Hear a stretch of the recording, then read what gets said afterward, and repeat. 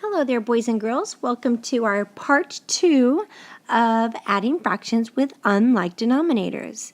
Tonight's essential question is, how can I add mixed numbers with different denominators? So get your packet ready and let's get ready to practice. Make sure you're on page 2 for this packet. Okay, so just like we learned yesterday in our lesson, our goal whenever you have unlike denominators is we have to find a common denominator. And I can see that I don't have the same denominators, so you cannot add your fractions yet until you make them alike. So we have 1/3 and we have 1/2, and we want to find a common denominator. So our step is to list your multiples of your denominators. So I'll start with my 3 for 1/3, and we'll list our multiples of 3. I have 3, 6, 9, 12. I'll stop right there. And now let's list our multiples of 2.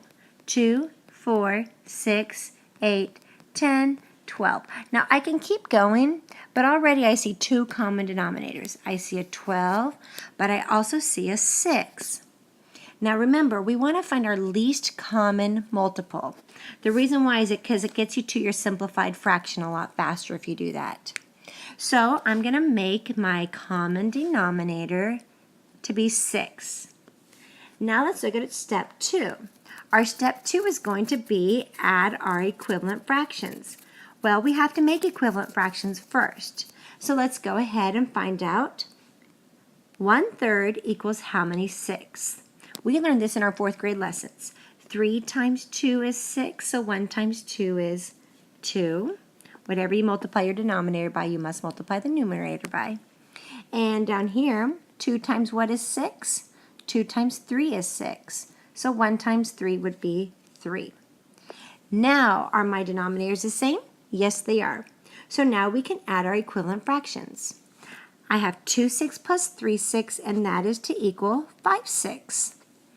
Now step 3 says to add our whole numbers. So 5 plus 2 is 7. So do we need to simplify? That's what step 4 is, only if it's needed. So I'm going to look at my fraction, 5 and 6. 5 6 is already simplified because they're consecutive numbers. Therefore, I don't need to simplify. So there you have it. The sum of 5 and 1/3 plus 2 and 1/2 is 7 and 5 6. So let's take a look at question 2. It says Denise mixed 1 4/5 ounces of blue paint with 2 1/10 ounces of yellow paint. How many ounces of paint did Denise mix? So step number 1, we have to find a common denominator. So let's go ahead on your paper along with me, make the mixed number of 1 4/5 and make the mixed number of 2 1/10. Now we want to know how many total ounces of paint did she mix, so this would be an addition problem. So let's go ahead and add 1 4/5 plus 2 1/10. All right, so let's find a common denominator because that is step 1. I have 5 as a denominator and 10 as a denominator. They're not alike yet, but we can make them alike. If I list my multiples of 5, I could count by 5s and I could say 5, 10, 15, 20. Well, if I look right here, I have 10. And when I was counting by 5s, I already got to 10. Therefore, I can go ahead and leave this one alone and call it 2 1/10. And 1 4/5 would equal how many tenths? Well, let's go ahead and use our skills of making equivalent fractions. 5 times what is 10? 5 times 2 is 10. So 4 times 2 is going to be 8. And let's bring over our 1 whole. Now my equation is 1 8/10 plus 2 1/10. Because 1 4/5 is the same value as 1 8/10. And now I can add them because my denominators are the same. So let's add our equivalent fractions. That's step 2. 8/10 plus 1/10 is 9/10. And my whole number is step 3. 1 whole plus 2 wholes is 3 wholes. Now, do we need to simplify?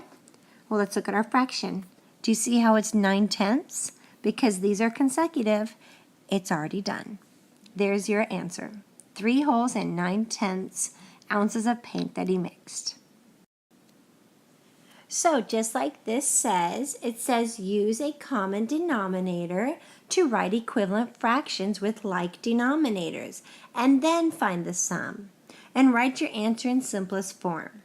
So I want you to look at this problem right here, 7 2/5 plus 4 3/4. Now as you can see, I have a 5 as a denominator and a 4 as a denominator. How are you going to make equivalent fractions where they have the same denominator? Go ahead and pause the video. I want you to try this on your own to see if you can do it first before I walk you through it. Okay, friends, for this one, you should have looked and seen that my denominator is 5 and 4. So first you want to list your multiples of 5. 5, 10, 15, 20. I'm going to stop right there because in my head I'm thinking about the number 4, and if I were to skip count by 4s, I know eventually I would get to 20 because I have 4, 8, 12, 16, 20. 20 would be my least common multiple. Therefore, 20 can be my common denominator. Now you should have found equivalent fractions. So you should have said 4 times 5 is 20, so 3 times 5 is 15. So 4 3/4 is the same thing as 4 15/20. And now let's look at 2/5. 2/5 would be 5 times 4 is 20, so 2 times 4 is 8. So it'd be 8/20. 7 8/20 plus 4 15/20. So let's add our numerators first. 8 plus 15. Wow, 8 plus 15 is going to be 23 over my denominator of 20. And then my whole numbers, let's add up our wholes. 7 plus 4 is 11. So my answer is 11 23/20. Now you know when we did our 4th grade lessons, we learned that when you have an improper fraction or a fraction greater than 1 whole, you need to turn that into a mixed number. So 23/20 is the same thing as 20/20 plus 3/20. So I look at my 20/20 right here, and that's 1 whole and 3/20.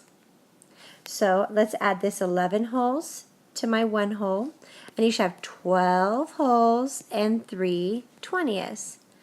And I know that I cannot simplify 3/20 because the only factor that 3 and 20 shares is 1, so I'm finished. Okay, so for the 4th question that you were going to do, you see that we have this written horizontally. Remember, if you don't like it horizontally, you can just rewrite it vertically and take your 2 2/5 and write it below your 1 3/10. I personally prefer to do that when I add unlike fractions. So let's go ahead and rewrite it as 1 3/10 plus 2 wholes and 2/5. Now let's go ahead and take a look at my denominators. I have a 10 and a 5. They know they're not the same, so let's go ahead and make them the same. In order to make them the same, you want to think of your multiples of 5 and 10. If I count by 5s, I have 5, 10. Well, I can stop right there because I see I have 10 right here.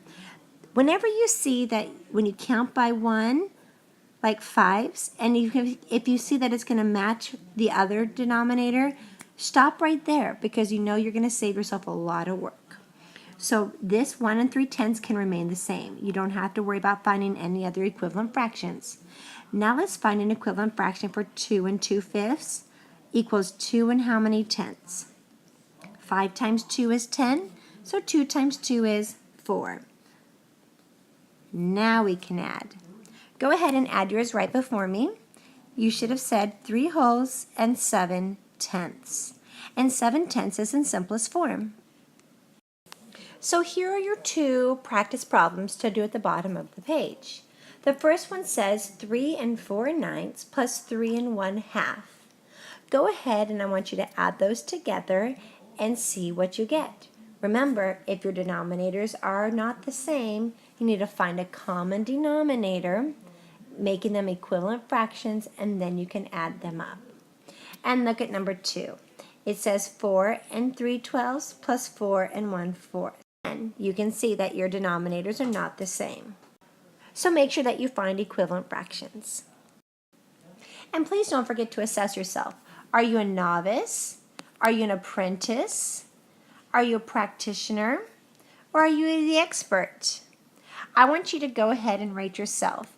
Now, it's okay if you're an apprentice or a novice, because remember, we're still just learning this 5th grade material. If you feel like a practitioner, then you're going to do awesome tomorrow in class, as well as the expert.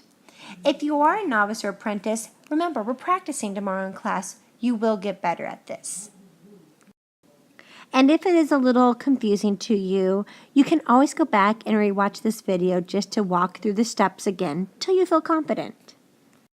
So here are your 2 questions again.